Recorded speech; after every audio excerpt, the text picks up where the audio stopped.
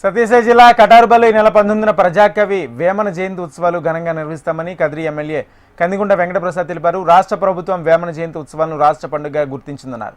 పాడుత తీగ కార్యక్రమాలతో వేమన ఉత్సవాలను ఘనంగా నిర్వహిస్తామన్నారు. ఈ వేడుకల్లో పార్టీలకు కులమతాలకు అతీతంగా పాల్గొనాలని ఎమ్మెల్యే వెంకటప్రసాద్ సూచించారు. ఉత్సవాలు రాష్ట్ర పండుగగా నిర్వహించుకోవాలని చెప్పేసి రాష్ట్ర ప్రభుత్వం ఆదేశించినటువంటి నేపథ్యంలో అదేదైనా నిర్వహించుకోవడానికి అథెంటిక్గా అంటే ఖచ్చితంగా అర్హత ఉన్నటువంటి స్థానం ఏదైనా ఉందంటే అది కదిరి నియోజకవర్గమే.